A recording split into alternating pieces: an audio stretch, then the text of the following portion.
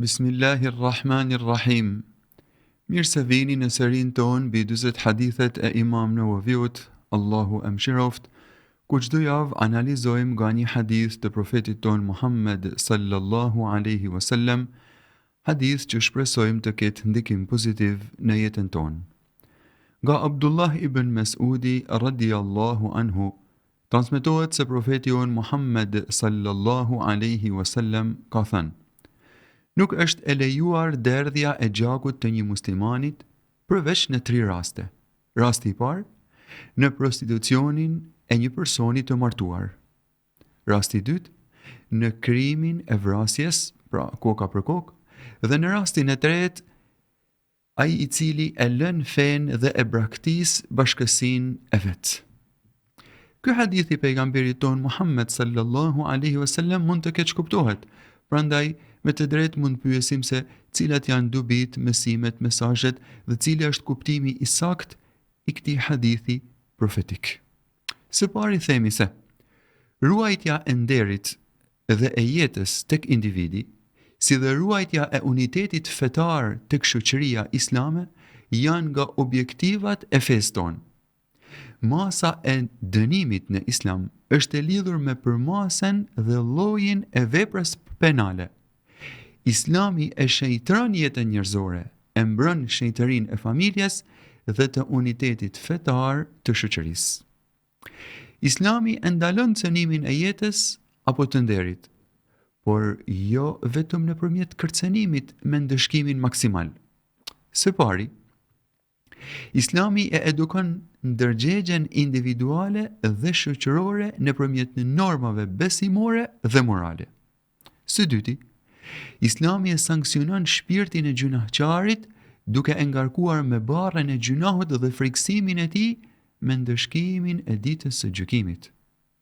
Dhe së treti, nëse individi është I pagdhendur dhe nuk vlen tek ai as edukimi, as barra e gjunahut, atëherë çështja e tij I kalon drejtësisë.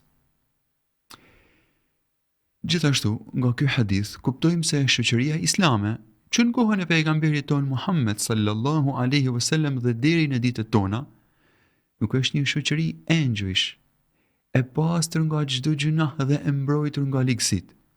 Çdo mend se edhe ajo është shoqëri njerëzore me të gjitha tmetat dhe dobësitë që ngërthen ajo në vete.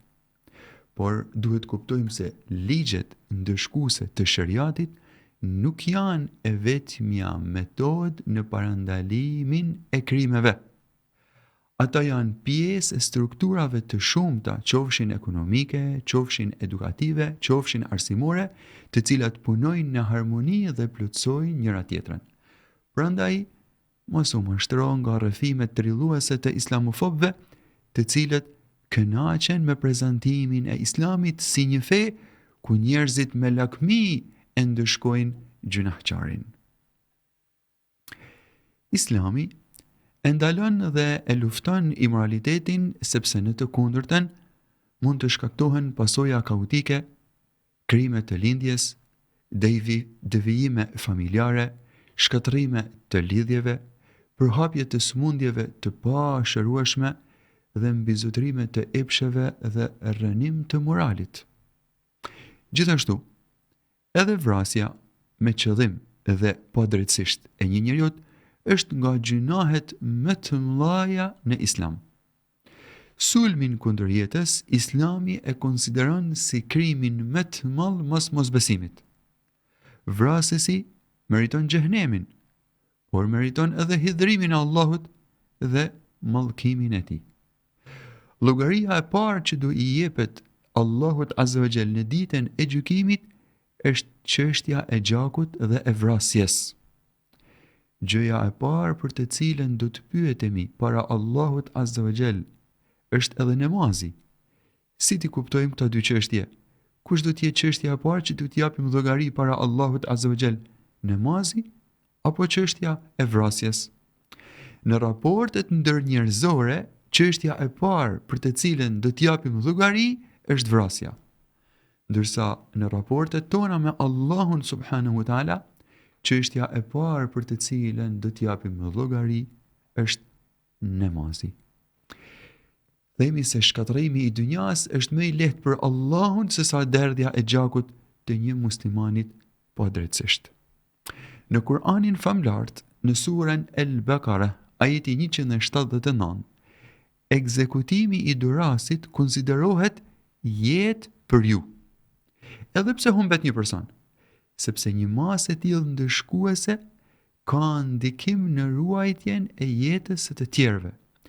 Pra, duhet kuptojmë se ndëshkimet e parapara nga ligji islam janë masa parandaluese që përbëjnë shembull për njerëzit e tjerë për të mos e kryer të njëjtin krim. Nëse ndodh një vrasje në një shtet islam dhe familja e fal viktimen, ja fal gjakun, atëherë ky dënim maksimal bie.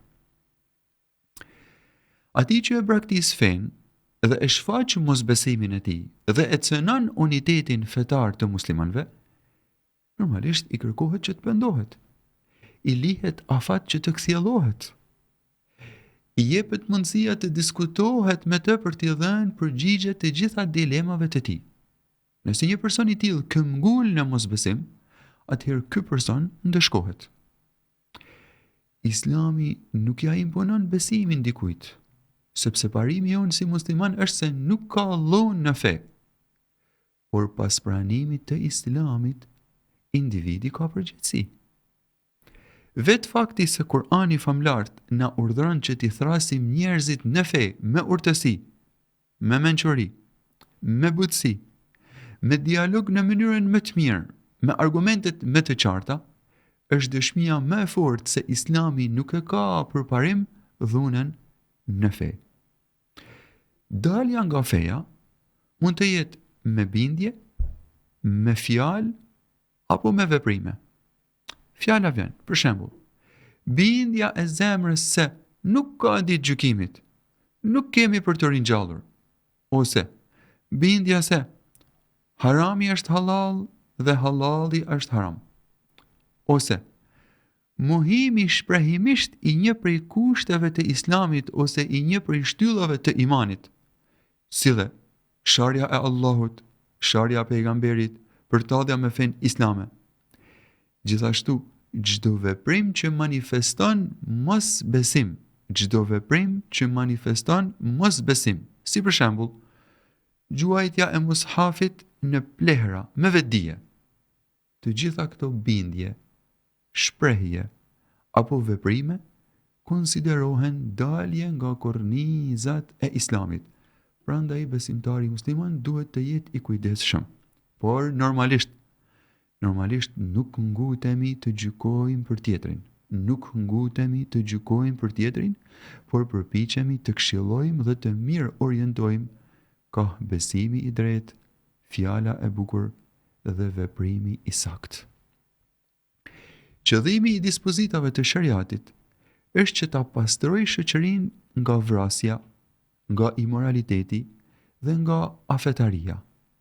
Shumë njerëz nuk janë të vetëdijshëm se masat ndëshkimore në Islam kanë për qëllim mbrojtjen e shoqërisë nga shkatërrimi dhe zvetënimi i saj. Këto masa ndëshkimore kanë pasur ndikim në qërrënjosjen e veprave penale në historinë e shtetit islam. Ky dënim i rrept, më së shumti, ka pasur për qëllim shërimin psikologjik të sëmurëve nga këto smundje shoqërore, sesa dënimin trupor. Masat ndëshkuese në islam kanë funksionin e mjeteve dhe teknikave parandaluese dhe nuk janë qëllim në vetvete. Të akuzosh islamin për ligjet e ashpra dhe të vrazhda është sikur se të akuzosh një mjek kirurg për krim.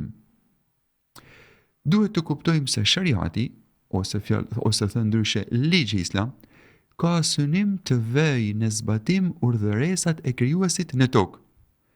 Ky shariat është sa i drejtë, aq edhe i mëshirshëm. Ai individ që përpiqet të bëjë një jetë të ndershme, normat e shariatit i lehtësojnë çështjet atij, ndërsa ai individ i cili përpiqet të dëmtoj dhe të shfrytëzoj të tjerët me egoizmin e smur, normat e shariatit ja vështërsojnë çështjet.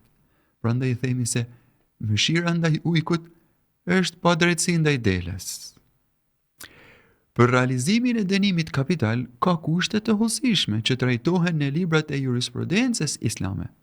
Zbatimi i dënimit kapital është përgjegjësi e shtetit dhe jo çështje individuale. Për shumë popull të botës sot, dënimi kapital konsiderohet se nuk kontribon në sigurinë publike, se është një dënim poshtërues dhe në kundërshtim me të drejtën e jetës. Sipas tyre, dënimi me vdekje nuk do të thotë hakmarrje dhe nuk do të thotë drejtësi.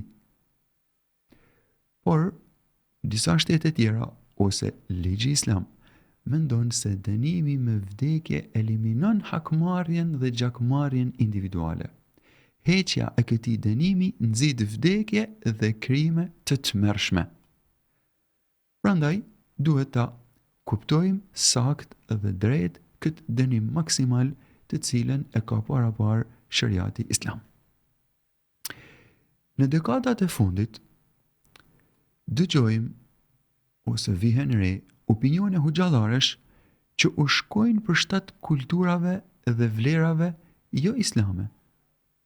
Dëgjojmë dhe lexojmë fetva që burojnë nga tërësnia dhe ndjenja e inferioritetit përballë qytetërimit materialist.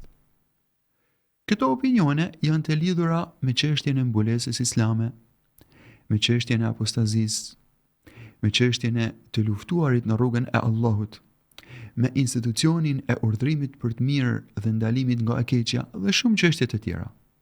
Por dobësinë tonë nuk mund ta justifikojmë dhe as nuk mund ta mbulojmë me opinione përçmuese ndaj vetvetes.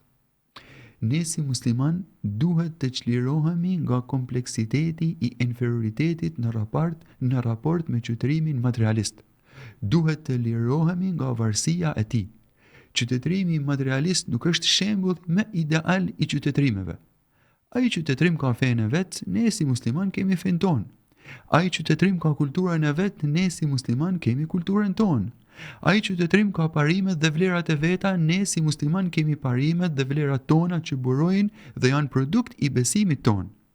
Ne nuk jemi të detyruar të shkojmë hap pas hapi pas qytetërimeve të tjera, të cilat nuk përshtaten me frymen e shpadhjes hyjnore, nuk janë konform vlerave islame. Prandaj duhet të jemi të kujdesshëm. Duke shpresuar që të takohemi javën që vjen me hadithin vijues, po e lë në amanetin e Allahut subhanahu wa taala fen tuaj, shëndetin tuaj, sigurinë tuaj dhe përfundimin e veprave tuaja. Ju përshëndes me përshëndetjen e banorëve të xhennetit. Assalamu alaikum wa rahmatullahi wa barakatuh.